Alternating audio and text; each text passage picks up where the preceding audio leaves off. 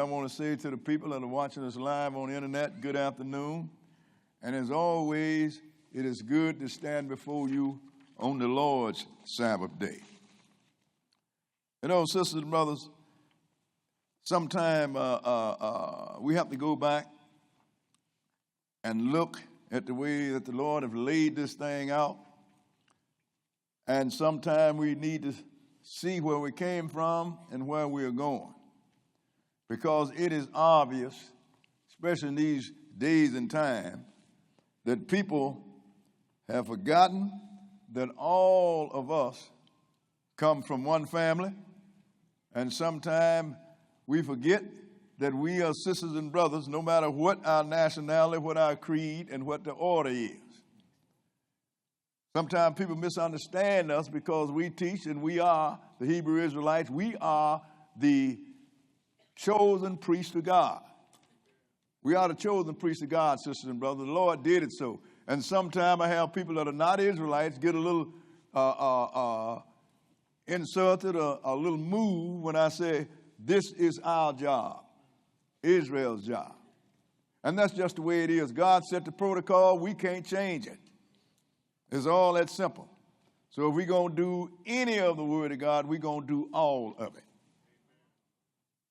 And the Lord's word is not to be done willy-nilly. It has to be deliberate, and it has to be the way that the Lord wanted. Otherwise, you're not serving God, you're serving yourself. But we're going to look at this.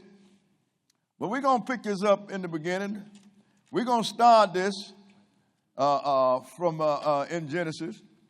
And the title of this lesson is From Babel to Babylon to the Millennium.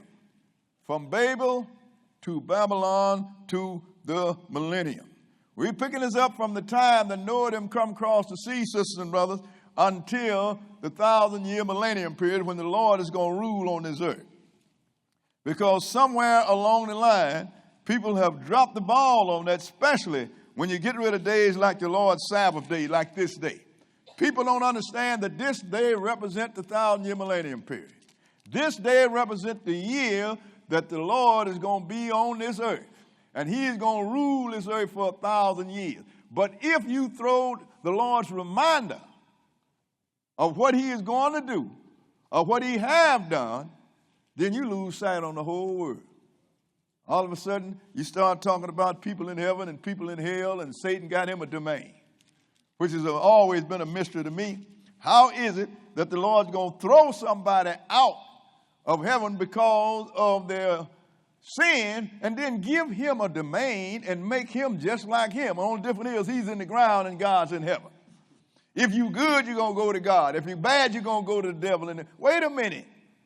Why is it that somebody gave this guy a domain? Now they make all kind of movies about it.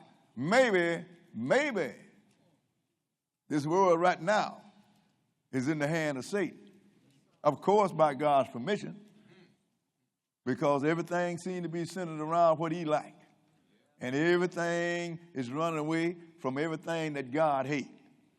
But we're going to start this here, Genesis 10, because we're going to deal from the time that the Lord changed the languages until the time the Lord changed the languages.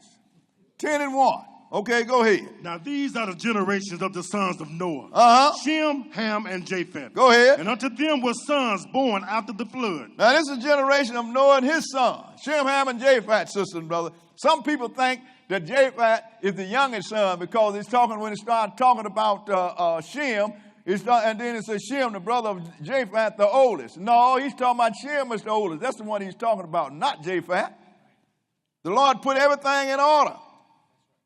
And sometimes we have to look at the order of things and don't mess things up, because I have to tell people all the time, you have to find out about the foundation. You have to find out what's solid. You have to put a nail in the wall, tie a string to it, and no matter where you go, if you get confused, go back to the beginning. Because the word of God don't change, sisters and brothers. It was Jesus that dictated this whole thing from Genesis to Revelation. And in Hebrews 13th chapter, he tell you Jesus Christ the same today, yesterday, today, and forever. So that means that nothing in this book has changed. Nothing. Go ahead and read. The sons of Japheth, Gomer, and Magog, and Madai, and Javan, and Tubal, and Meshach, and Tyrus. And the sons of Gomer, Ashkenaz, and Rephah, and Togarmah. Go ahead. And the sons of Javan, Elisha, and Tarshish, Kittim, and Dodanim. By these were the isles of the Gentiles divided in their lands, every one after his tongue, after their families, in their nations. Now, learn something on your way to learning something. You've always heard that if you wasn't a Jew, you was a Gentile. Biggest lie ever been told. Gentiles are the sons of Japheth, have nothing to do with whether you're good or bad. It's just the bloodline. Japheth's children are Gentiles. Who are Japheth's children right now? The people that are called white people, or what we normally call European, the children of Japheth. Those are the ones that's running it right now. It's their time. But go ahead and read. Verse 6. And the sons of Ham, Cush, and Mizraim, and Put, and Canaan. And the sons of Cush, Sheba, and Havilah, and Sapta, Reama, and Sapticha. And the sons of Reama, Sheba, and Dedan. Now these are Cushites. Okay, Ethiopian sisters and brothers. That's why the word Ethiopia, Cushite is not used anymore. It's Ethiopia. But it started telling you about their children, but they come out of Ham. Go ahead and read. And Cush begat Nimrod. He began to be a mighty one in the earth. He was a mighty hunter before the Lord. Wherefore it is said, even as Nimrod, the mighty hunter before the Lord. So Nimrod, if he used in modern day name, he would be an Ethiopian now. I remember years ago I saw a thing about the Tower of Babel and Nimrod, but he was white. But then we find out that once you go in the Bible and start research, it's not like that, sisters and brothers. In fact, when it comes to the Word of God, what you've been taught in your churches is not like that. That's the shame about it. Because you get to be old and grown and find out that everybody you hold high and that you love have lied to you. And sometimes it's hard to deal with it. Go ahead and read. What verse? Verse 10. And the beginning of his kingdom was Babel, and Erech, and Akkad, and Calneh in the land of Shinar. So now, the original Babylon was Cushite, sisters and brothers. That's the beginning of his nation. Now, what happened is, when you get down to nowadays the Chaldeans, which are the Gentiles that the Assyrians set up in the land of Babylon, now they call the Babylonians. Now you have brothers running around because they don't do research saying that Nebuchadnezzar was a Cushite. He was not a Cushite. He's a Chaldean that was planted in the land of Babylon, sisters and brothers. Do your research. One thing with Israel, we do a whole lot of talking, but we don't do no research. Skip down to verse 21. Go ahead. Unto Shem also, the father of all the children of Eber, the brother of Japheth the elder. Now, listen, people read this and say, see, Japheth is the elder. No, he's telling you Shem is the elder. That's who we're talking about. the brother of Japhet. But Shem is the elder, not Japhet. Japhet is the younger. The Lord called it in order the way it is, sisters and brothers. And sometimes we don't want to deal with the way it is. Go ahead and read. Even to him were children born. Now, even to him was children born. So we're not going to name all the Shemites, but we're going to get to the main ones that count Abraham and on later on. But skip down to verse 32, and let's see who's all of these children belong to. Verse 32. Go ahead and read. These are the families of the sons of Noah. These are the families of the sons of Noah. After their generations, in their nations. Go ahead. And by these were the nations divided in the earth after the flood. Now, if you did not come out of Noah, you do not exist, sisters and brothers. Everybody on this planet come out of Noah, out of one of these sons. And the day that all the people understand that we have one father and one mother, then that was the day that we might start acting like sisters and brothers. Yes.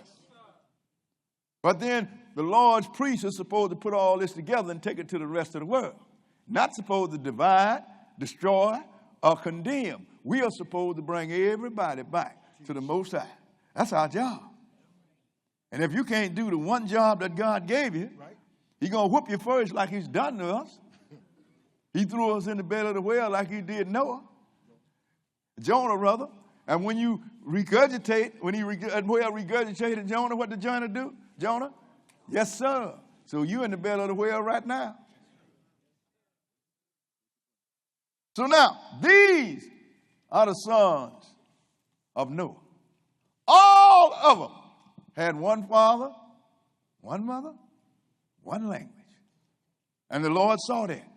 Genesis, the 11th chapter, and start 1. 11 and 1. Okay, go ahead. And the whole earth was of one language and of one speech. The whole earth, sisters and brothers. Why is that the whole earth? Because you come from two parents. That's common, ain't it? Normal. Go ahead and read. And it came to pass as they journeyed from the east that they found a plain in the land of Shinar, and they dwelt there. And they said one to another, go to, let us make brick and burn them thoroughly. And they had brick for stone, and slime had they for mortar. And they said, go to, let us build us a city and a tower, whose top may reach unto heaven. And let us make us a name, lest we be scattered abroad upon the face of the whole earth. Right away, man's intention was against God. God wanted to populate the whole earth. That's why He told Adam and Eve, be fruitful and multiply and replenish the earth. He didn't say one place. Right. So what we're going to do is we're going to build a tower lest we get scattered. We want to make sure that we have us a focal point where we all can stay connected. God had a problem with that. Go ahead and read. 5. And the Lord came down to see the city and the tower, which the children of men builded. And the Lord said, behold, the people is one, and they have all one language. And this they began to do. And He said, the people are one, and they all have the same language. Look what they're about to do. Go ahead and read. And now nothing will be restrained from them, which they have imagined to do. Go to, let us go down, and there confound their language, that they may not understand one another's speech. Now this is the Lord, this is Jesus doing the talking because He's the Word. But He said, let us go down and confound the language. Because He knew that if He changed the language to the one that speak the same language, they're going to come together and they're going to think everybody else is mad. And this one's going to go here, that one's going to go there. That's how He populated the whole earth. That's how He scattered them, sisters and brothers. Yes. But one thing I always like to point out, the languages came from the Lord. And people running around, a lot of my Hebrew brothers running around saying you can't praise God if you can't call His name. God told you with a stammering lip and another tongue will I speak to this people because He knew He was going to scatter us into every kingdom under the sun. And whatever kingdom we find ourselves in, that is the language we're going to speak. How dumb can you be to think that God don't even know His name in a language that He gave? That is right. These kind of things, sisters and brothers, I'm not going to lie. Sometimes I get real chafed with my brother. Because the one that's chosen to take the message, he is polluting the message. What verse are we? Go ahead. Verse 8. So the Lord scattered them abroad from thence upon the face of all the earth. Go ahead. And they left off to build the city. And that's how He stopped them. They left off to build a city. Go ahead and read. Therefore is the name of it called Babel, because the Lord did there confound the language of all the earth. And from there did the Lord scatter them abroad upon the face of all the earth. Now that's why I call them Babel. Babel means confusion, sisters and brothers. He confused the language. And that way he scattered man all over the face of the earth. You know why? How? By simply changing the language, yes, sisters and brothers. And from that time until down through the future, there was never another system under which all of men was under until the time of Babylon. Let's go and look at it. Let's go into Jeremiah the 27th chapter. So in the time of Babylon, with King Nebuchadnezzar, he is the one that put it together. But before Nebuchadnezzar there was no civilization that put together a system that all men was under. People talk about Egypt, how the greatness of Egypt and this great government. Look, sisters and brothers, it might have been great, but it wasn't running the whole world. Until the time of Babel, the world ran by whoever it was locally. But here in Jeremiah the 27th chapter, the Lord said he's going to put this thing under Babylon, and we're going to show you that nothing's changed, even today. Jeremiah 27, go start reading at verse 1. Jeremiah chapter 27, and we're going to start reading at verse 1. Okay, read it. In the beginning of the reign of Jehoiakim, the son of Josiah, king of Judah, came this word unto Jeremiah from the Lord, saying, Thus said the Lord to me, make thee bonds and yokes, and put them upon thy neck, and send them to the king of Edom, and to the king of Moab, and to the king of the Ammonites, and to the king of Tyrus, and to the king of Zidon, by the hand of the messengers which come to Jerusalem unto Zedekiah, king of Judah. He said, I want you to put yokes. Get yokes. Let's put on your neck. Meaning that you are ruled by somebody. And I want you to send them to all of these kings. He named them all, sisters and brothers. Go ahead and read. 4. And command them to say unto their masters. Go ahead. Thus saith the Lord of hosts. Thus saith the Lord of hosts. Who? The God of Israel. The God of Israel. Go ahead. Thus shall you say unto your masters. Go ahead. I have made the earth, the man and the beast that are upon the ground, by my great power and by my outstretched arm, and have given it unto whom it seemed meet unto me. This is what the Lord is letting you know. He said, I have made the earth. I made the men on it. I'm the one that had the power, and I give my power to whomever I want. Yes. That's why I don't worry about who's getting elected wherever. The Lord said he set up kings, he takes them down. Now, that don't mean I don't vote. I don't want you going, well, Brother Bush said, no, I vote. However, the Lord said he is the one. He give it to whomever he please. Yes, sir.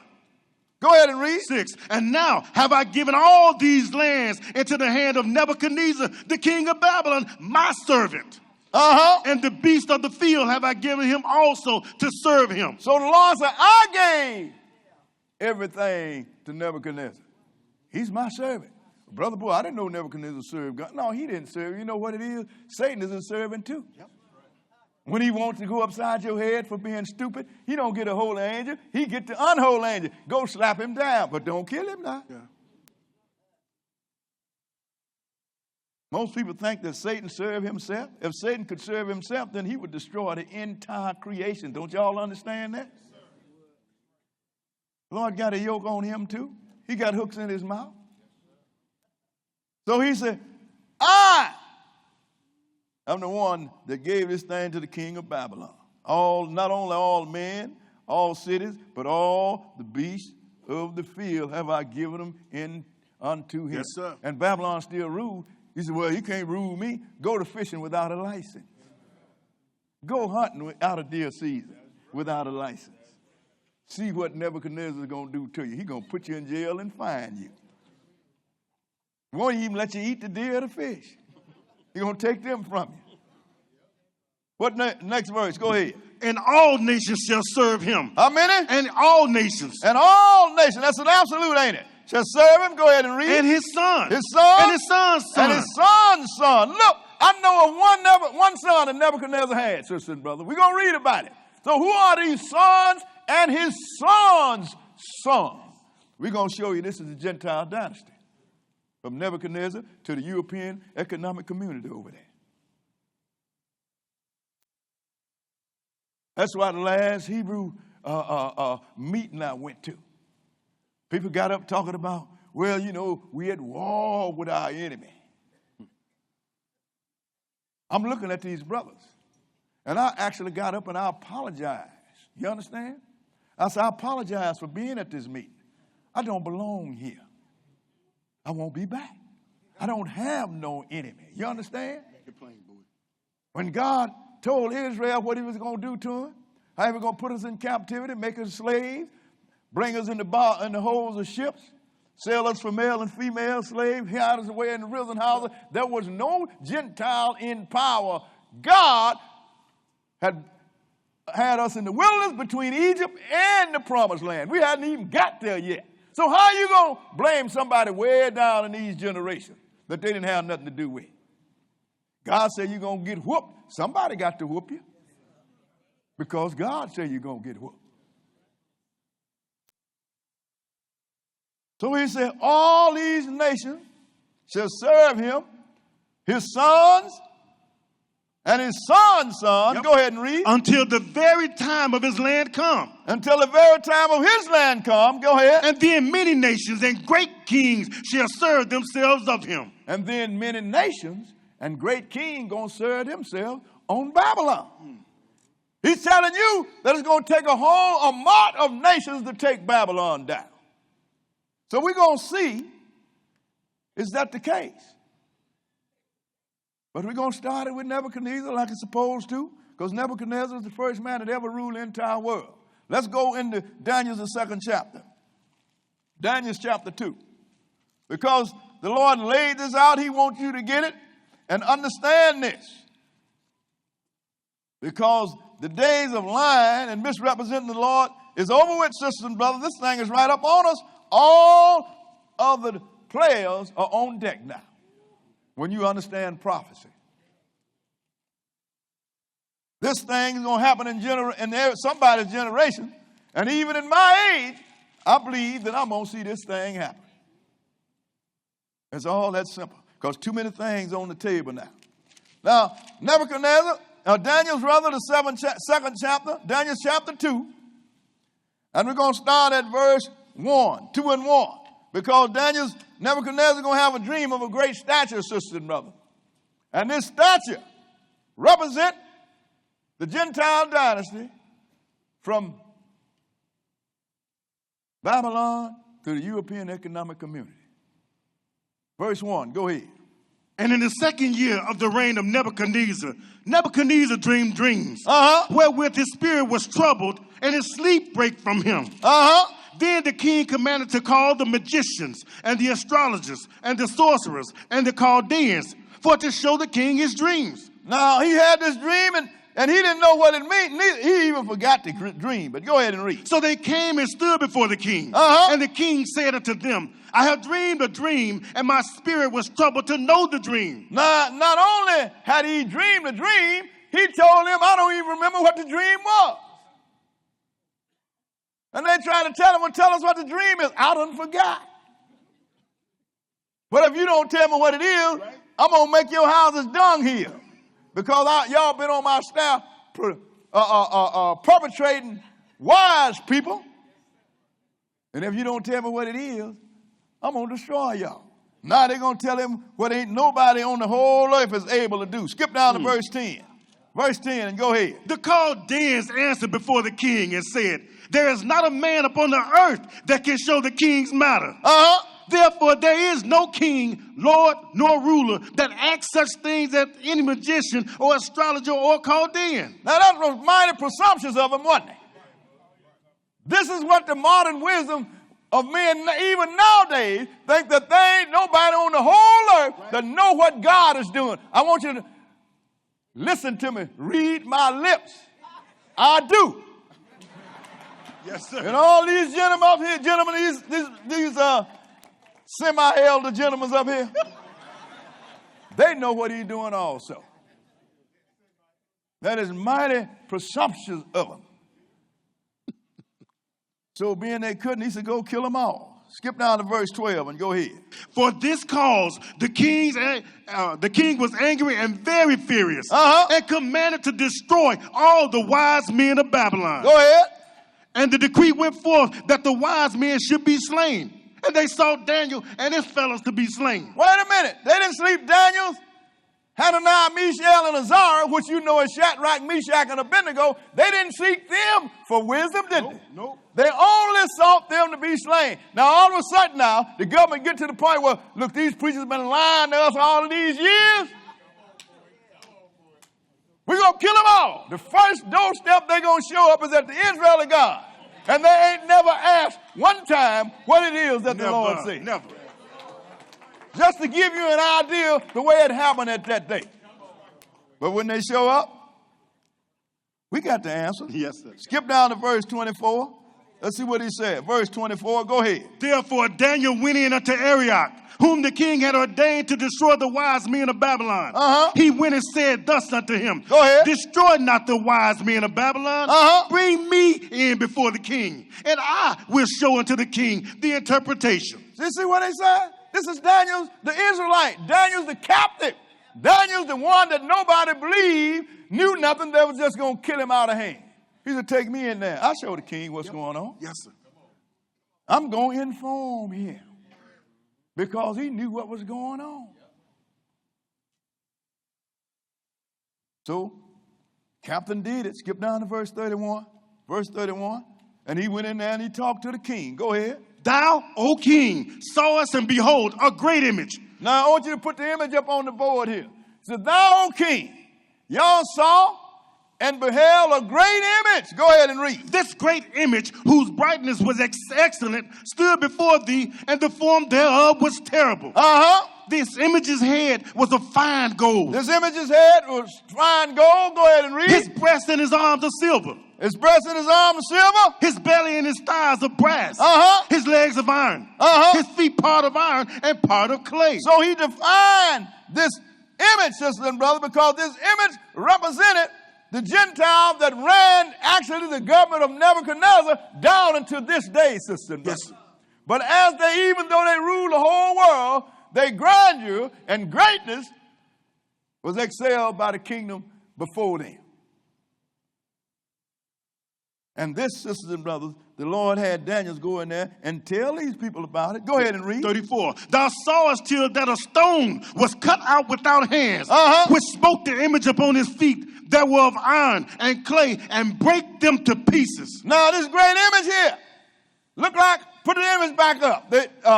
Look like when you're going to hit an image, knock somebody out, you're going to hit them on the head, don't you? But why didn't they hit them on the head? Because these kingdoms came down through the generation, and the last one that's going to be here when Jesus comes are the toes of the feet. Now you show us the stone coming, sisters and brothers, and it's going to come down and hit this image on the feet. Why?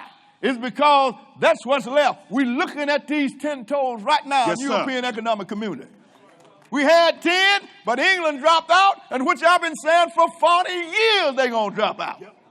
My teacher before me, Brother Stern, said they were going to drop out. Sir. Why? It's because all the rest of them are Catholic, and England is a Protestant nation. So now England is gone, now another Catholic nation is going to come in there. And then all of them going to be on the same page. Yes, sir. We're going to read about this. So this hit this image on the feet. Why? It's because that's all that's left, sisters and brothers. What verse are we? We at 35. Go ahead. Then was the iron, the clay, the brass, the silver, and the gold broke into pieces together and became like the shaft of a summer threshing floor. Go ahead. And the wind carried them away, that no place was found for them. Go ahead. And the stone that smote the image became a great mountain and filled the whole earth. Take note of that. This stone, which represents Jesus, became a great mountain, and it filled the whole earth. It didn't bounce back to heaven.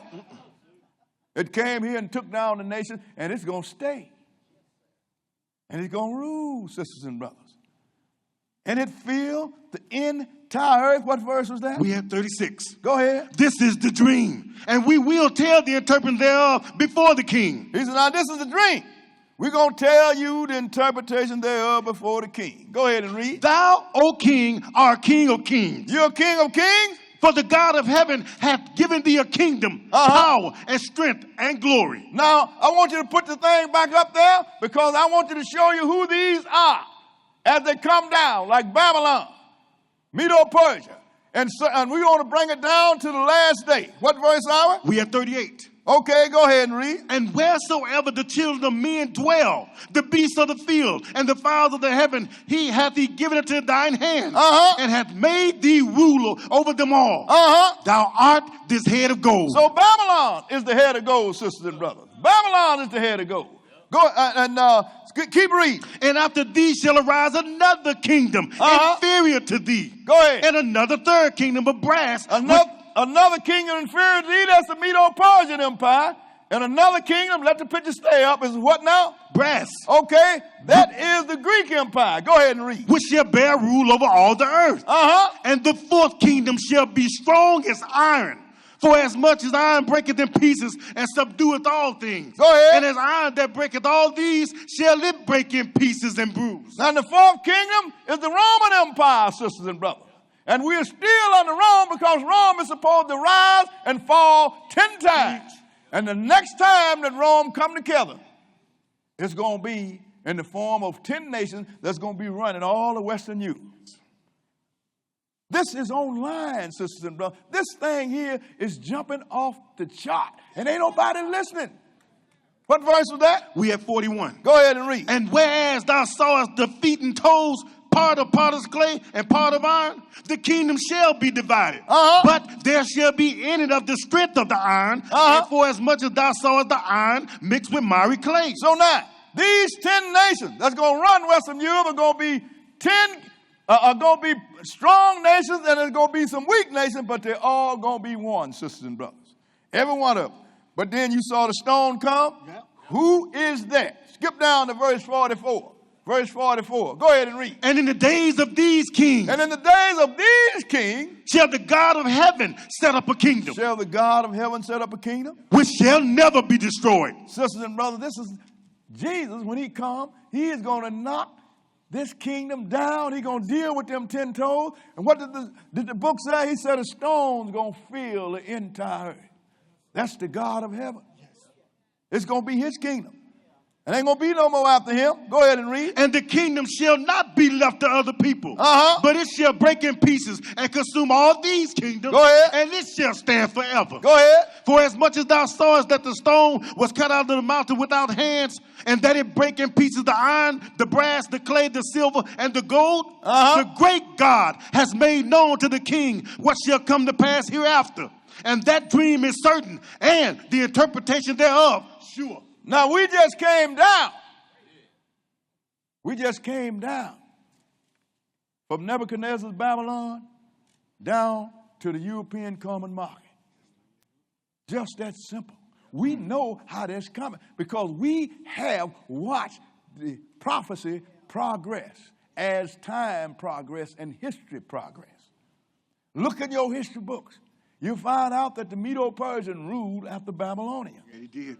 And then you'll find out that the Greeks ruled after the Medo-Persian. Yes, then in your history will tell you that Rome ruled after the Greek Empire. Everything is in order and is perfect and is put in order by the God of Israel. That's why I don't worry about people telling me, well, you got to do this here. Look, God, the book's been changed. Look, I'm going to tell you, God is God. If he can bring them nations and call them before they even come into existence, you telling me that he can't keep his word straight? Make it plain. Somebody have a problem. But then he said, when Nebuchadnezzar's taken down, when his kingdom, now we see all these kingdoms come after Nebuchadnezzar's kingdom. He said when he's taken down, he's going to be about a host of nations, didn't he? In other words, a whole lot of nations going to take him down. So let's look and see if that is indeed is the case. Let's go into Daniel, the 5th chapter. Daniel chapter 5. Because we have to read this book, sisters and brothers. There is no reason when people come, well, you know, that ain't the way I see it.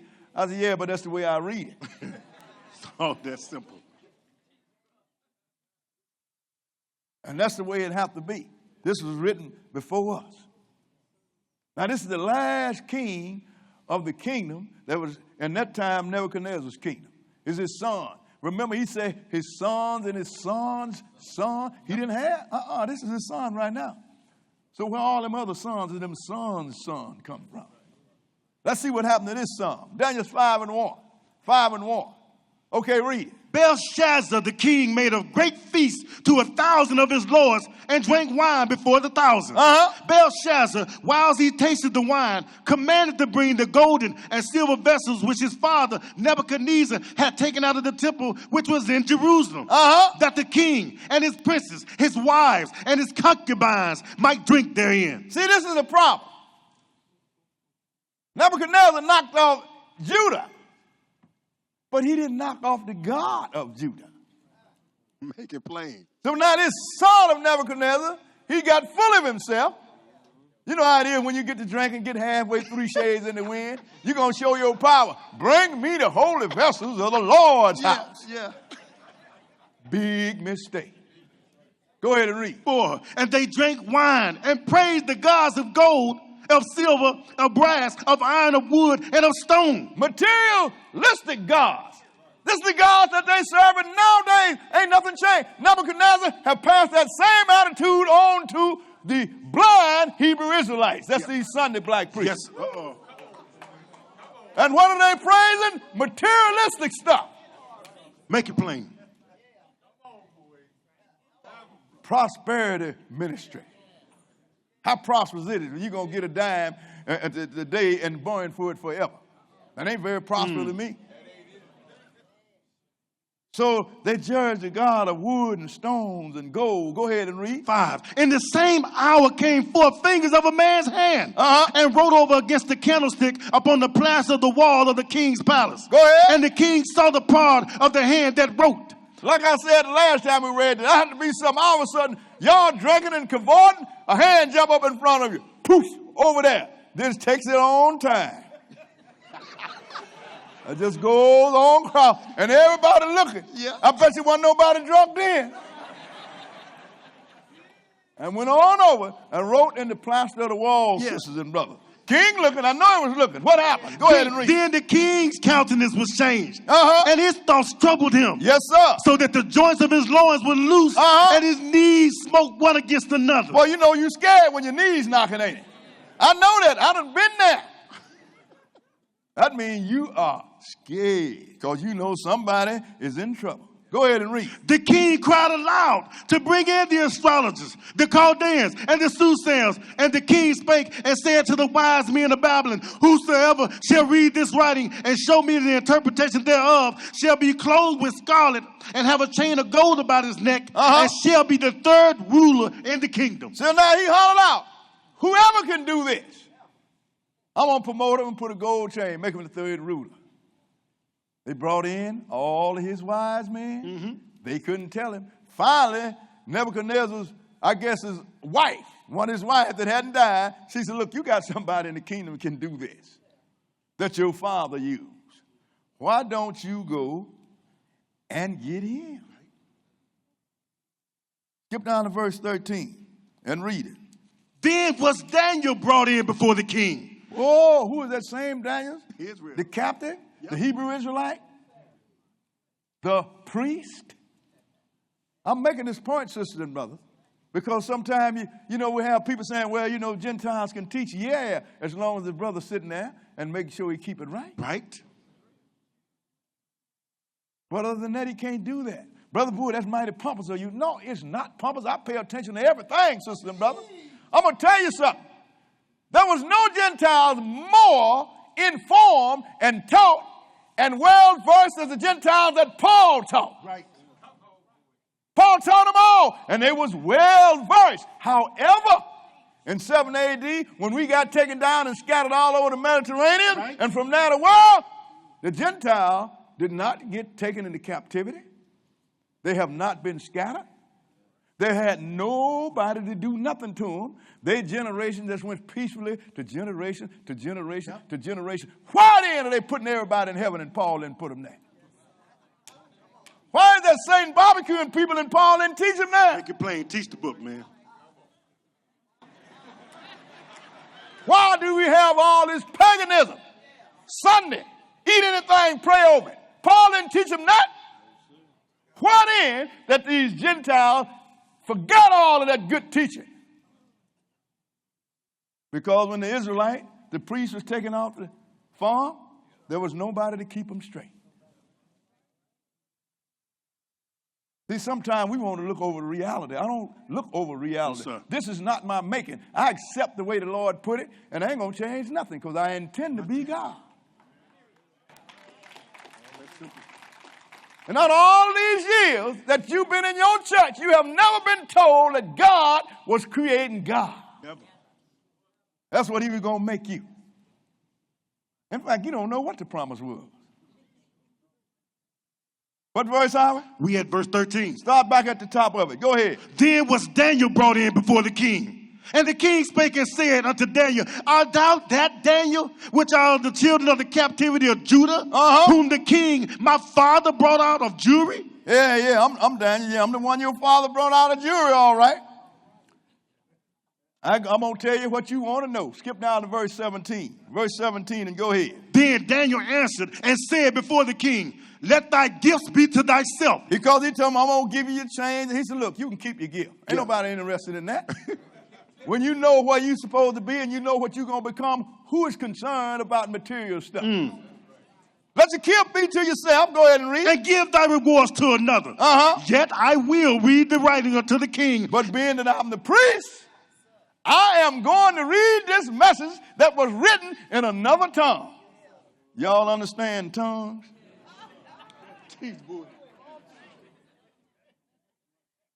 I am your interpreter. So tongues didn't start in the New Testament, did he? No, sir. He said, so I am going to read this writing. Start from the 17 again and go down. Go ahead and read. Then Daniel answered and said before the king, let thy gifts be to thyself, and give thy rewards to another. Yet I will read the writing unto the king and make known to him the interpretation. I got to do that because I am the priest and I am compelled by the God of Israel to make you know what's written on that plaster. Skip down to verse 25 and go ahead. And this is the writing that was written. Mene, tekel, upharsin. Now I'm going to interpret it. Go ahead. This is the interpretation of the thing.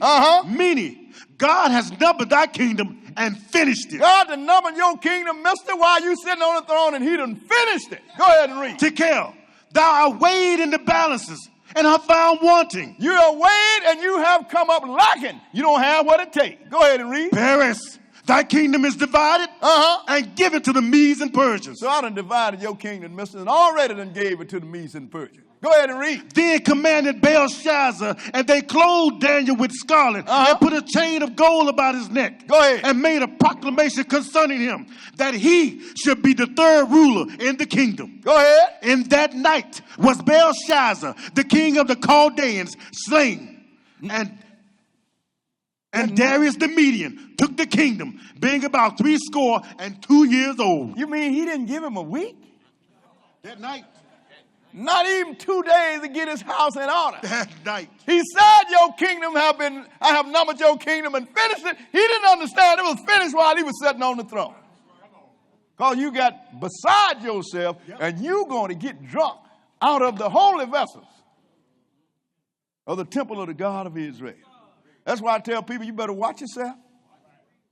You get all pumpers in your brigadier and get all high because the Lord ain't did nothing to you right away and start talking crazy against God. All of a sudden your drama come on you before you even know it. He done kill you before you can close your eyes.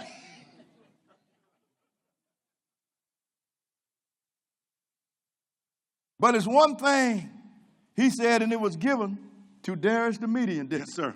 It's something missing here. Didn't we read in the 27th chapter of Jeremiah that Babylon's going to be taken down by many nations? A mart of nations? Did nobody take Babylon down by war? Belshazzar died, and Darius the Median sat on the throne. What throne was that? Still the throne of Babylon, sisters and brothers, but they call it the Medes and the Persians.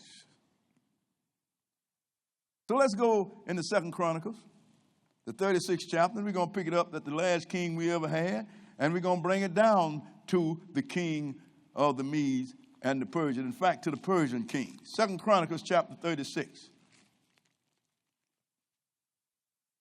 Because this thing is plain and simple, sisters and brothers. If you deal with the word of God, you don't have no time for hate.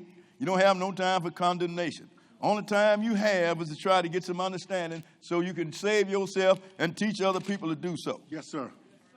If you're too busy condemning people, you're not going to save yourself. I'm not concerned about it. If you're too busy trying to appease people. Sometimes people say, well, brother, boy, you too rude. I ain't rude. I just tell you like it is. It's all that simple. If you don't like it, take it to the Lord. I didn't set nothing. I ain't got no kingdom to put you in, and I ain't got no lake of fire to burn you in.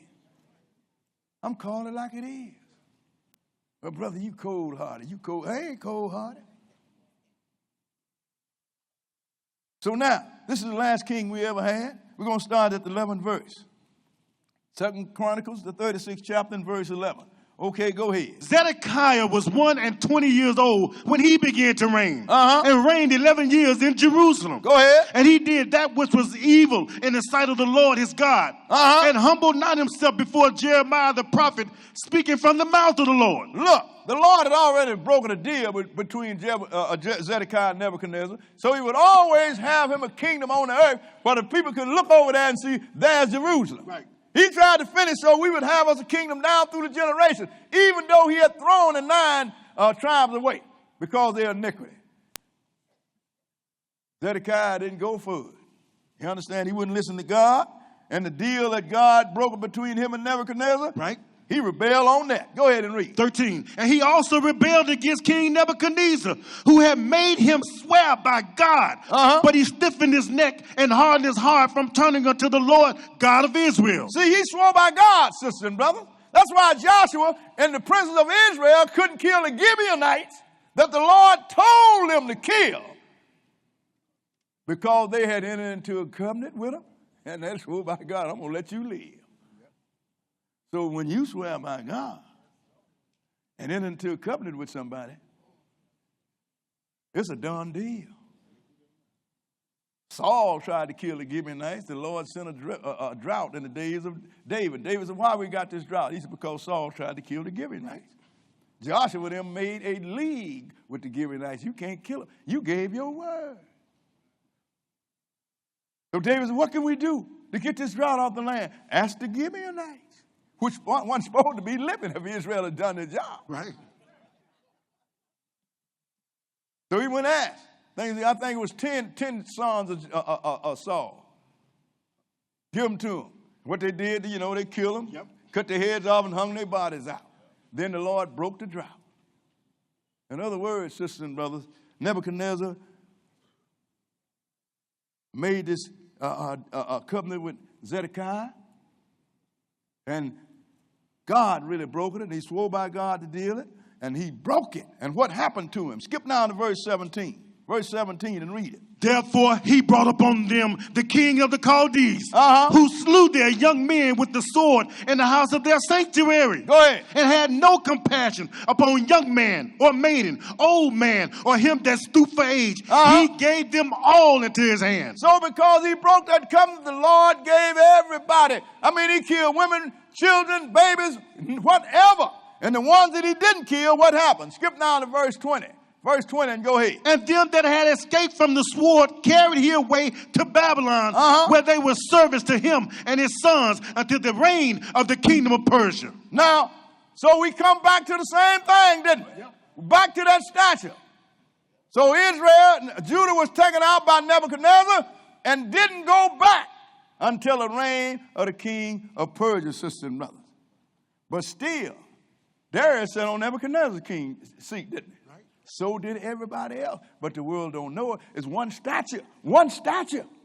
It wasn't broke up from head to feet, just like a body. One statue. So even though it was ruled by different nationalities who named a kingdom after their nationality, the kingdom was still Babylon. Yes. Let's go into Ezra, the 5th chapter, and look at it. Ezra chapter 5. That's why I tell people, sisters and brothers, if you're going to be a teacher in Israel, you better know something. Because you are representing a house that the Lord have informed. If you don't know what's going on, then you can't be no teacher in Israel. Oh, that's simple. You got to go back to school. Then come some more. We're going to look at you. Because if we have been entrusted, this whole world have been entrusted in our hand, don't you know we're supposed to know something? You can believe and believe and believe, but sooner or later you got to know. I say it all the time. I used to be bad when I was growing up. Somebody come talking crazy, they come in, I go beat them up. In the back of the movie, see, that's where it was when I was coming up. We had to sit in the back and wouldn't let us sit on the first floor. I remember knocking a brother down the stairs.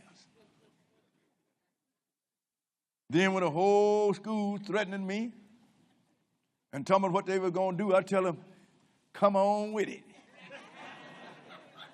And by the time they got through coming with it, I was educated.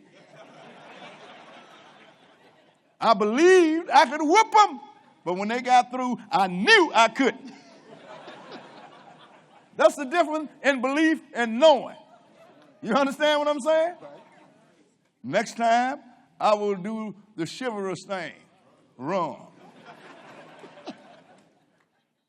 So to show you, sisters and brothers, that the kingdom is Babylon, we're going to start at verse 12. Ezra 5 and 12. Okay, go ahead. But after that our fathers had provoked the God of heaven unto wrath, he gave them into the hand of Nebuchadnezzar, the king of Babylon. So who did they provoke to wrath? God. Who gave us into the hand of Nebuchadnezzar? God. Yes. Go ahead and read. The Chaldean who destroyed his house and carried the people away into Babylon. Go ahead. But in the first year of Cyrus, the king of Babylon. Wait a minute. But in the first king of who? First year of Cyrus. He's the king of Persia, ain't he? Sure. But he also was the king of Babylon. Yes, he was. Because the kingdom was Babylon. They didn't name over no new kingdom. They sat right there. But unto Cyrus, the king of Babylon, go ahead. The same king Cyrus made a decree to build this house of God. And he made a decree. So sisters and brothers, even though it was down through the generation, it was called not only Babylon, it was called Medo-Persia. It was called Greece. It was called Rome. Now it's called the European Common Market. Right. But it is still Babylon because the Lord said Babylon was going to be taken down by a mart or a group of nations. So being that Nebuchadnezzar's, Babylon wasn't taken down at that time. Where is this Babylon? Let's go into Revelation the 13th chapter and find it. Revelation chapter 13. That's why people don't understand it. That's why the Lord said, get wisdom and knowledge, but with all you're getting, get understanding. If people, well, you know, Babylon ain't no round no more. I said, it depends on how you identify it, where you're looking. Babylon is all over the place. Revelation 13, we're going to start at verse 1. Revelation 13 and verse 1. Because now here is the resurrection of the Roman Empire, which is a part of that statue, the feet and the 10 toes. Let's see how she's going to come.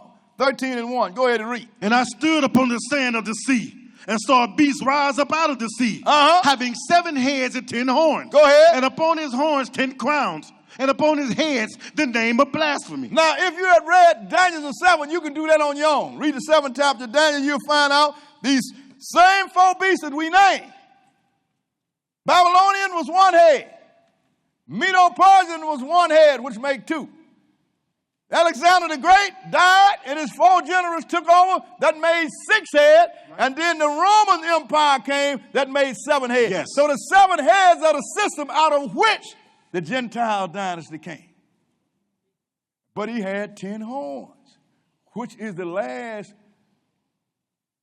appearance of this beast. We're looking at it right now. It was 10. They even called them the 10. We read it a few, a year or so ago. But now, Britain that's dropping out is only 9. But because the prophecy can't be broken, another one is going to have to take Britain's place. Even the Britons over there whining now. What happened? Why did we do this? It's a mistake. Yeah, God said, hey, these all going to have one mind. One mind. You're a Protestant. You ain't no Catholic. You can't stay. I knew this. We talked about it 40-something years ago. But ain't nobody paying no attention to me. You understand? Because when you get ready to get me, they're going to come to kill me. Not to listen to what I have to say. What verse are we? We're at verse 2. Go ahead and read. And the beast which I saw was like unto a leopard. That was like the 10 horn was left of the Roman.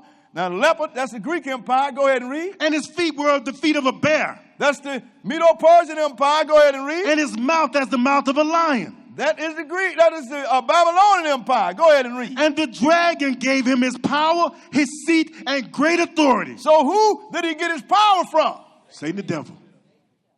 That means these Gentile dynasties have been ruled over Satan. Now I understand what Paul said. Gentiles worship devils. Yes. It all falls in line, sisters and brothers. Perfectly. Go ahead and read. 3. And I saw one of the heads as if we were wounded to death. And his deadly wound was healed, and all the world wondered after the beast. That healing is taking place right now in Western Europe, sisters and brothers. And all the world is going to put it, because already they're talking about, Papa's talking about, we're going to make Sunday the day that you have to worship out. Right now, he's talking, but the day going to come during the time of great tribulation, he's going to make it happen with the sword. It's going to happen. And all of a sudden, this nice manicured world is going to be in trouble. Right. Skip down to verse 5 and go ahead. And there was given unto him a mouth speaking great things and blasphemies. Go ahead. And power was given unto him to continue 42 months. During this time, this guy going to blaspheme. He's already blaspheming. But the Lord going to give him power for 3.5 years to do whatever he wants to do. And I'm going to show you what he's showing up going to do. Skip down to verse 7. Go ahead. And it was given unto him to make war with the saints. To make war with the saints. It was given unto him to make war with the saints. Who are the saints, sisters and brothers? Those that have been separated by the word of God. Yes. Whether they living or whether they dead. Yes. Abraham, Isaac, and Jacob are saints, ain't they? Yes, sir. But they dead, ain't they? But then I look upon myself as a saint. And you brothers here, and you here, you've been separated by the word of God from them Sunday churches, ain't you? You've been set apart, haven't you? That makes you a saint, don't it? But the Lord said it was given him to make war with the saints. Go ahead and read. And to overcome them. And he gonna win for a minute. Go ahead and read. And power was given him over all kindreds and tongues and nations. I mean, this guy's gonna rule it, sisters and brothers. So we're looking at this beast with 7 heads and 10 horns. Let's see what this beast is called. Let's go into Revelation the 17th chapter. Revelation chapter 17. Because, sisters and brothers, if you're going to put the truth on the table, put it on the table. Ain't no need of fooling around with this thing. Let's deal with it.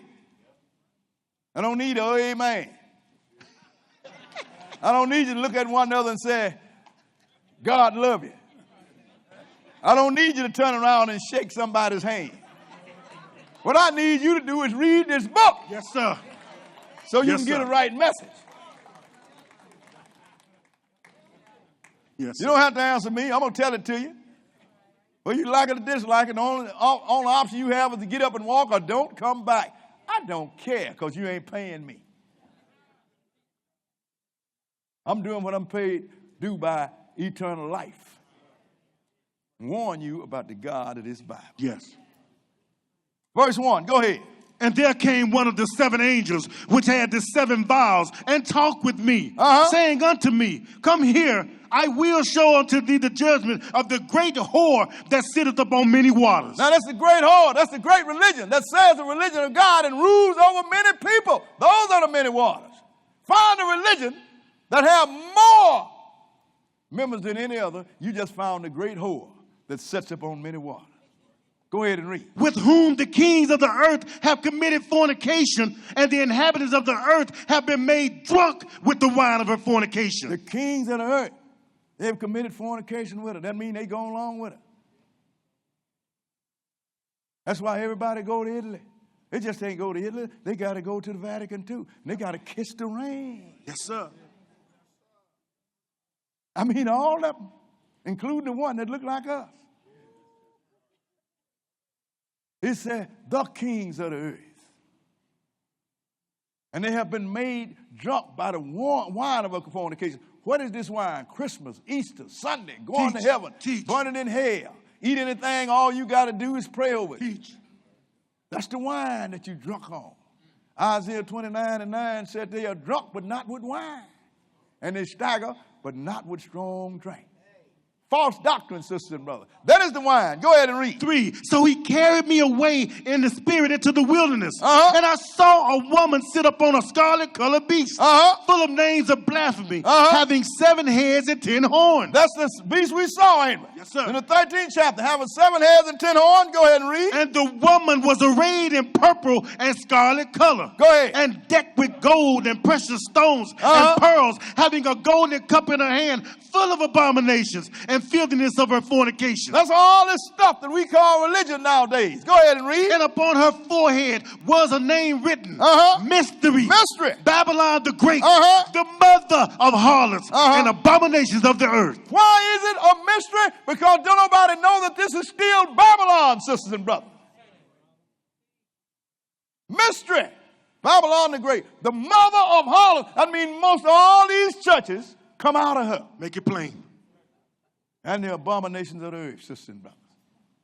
It's all that simple because the woman and the beast are combined. The beast carrying the woman, and the woman, one that's doing the riding, that's the controller. You ever rode a horse? He had the strength, he had the speed, but you was on the back and you had the bridles, didn't you? You controlled it.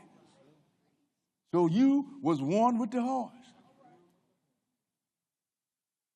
He was the strength, you was the brain. So it is with the woman that's riding the beast. What would you call her? Mystery. Babylon the Great. Yes. The mother of harlot and the abominations of the earth. Go ahead and read. 6. And I saw the woman drunken with the blood of the saints and with the blood of the martyrs of Jesus. And when I saw her, I wondered with great admiration. That means she was responsible for all that happened with the saints and Jesus. Go ahead and read. And the angel said unto me, wherefore did thou marvel? I will tell thee the mystery of the woman and of the beast that carry her, which have the 7 heads and 10 horns. Look, it's still a mystery. Don't nobody know what's going on in Western Europe. They don't understand economic community. They don't understand that all of them, the ones that running it, are Catholic. They don't understand that it's going to eventually be the 10 again. They're going to call the shots, and they're going to set off to convert the whole world. That's when Revelation said they took peace away from the earth, because war will start then. Don't nobody know. This is a mystery. Go ahead and read. 8. The beast that thou sawest was and is not. He was in power. And he ain't in power now. Go ahead. And shall ascend out of the bottomless pit. But he's going to come back. What you mean bottomless pit? Because you don't see him. You're looking at him and you don't see him. But he's going to ascend out of the bottomless pit, sisters and brothers. Go ahead and read. And go into perdition. And they that dwell on the earth shall wonder, whose names were not written in the book of life from the foundation of the world, when they behold the beast that was and is not and yet is. People are going to look and they're going to wonder. When they see the beast that was, is not, but still he is. But if you had some eyes, you can see him. So what was it called? Babylon the Great. That is the Babylon that we're looking at now. Let us go into Jeremiah, the 51st chapter, and pursue this Babylon.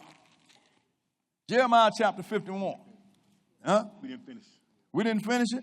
Okay, let's skip down and skip down to 12. I'm getting too excited myself. Go ahead and read because you need to read this. Go back to Revelation 17 and verse 12 because you really, really need to read this.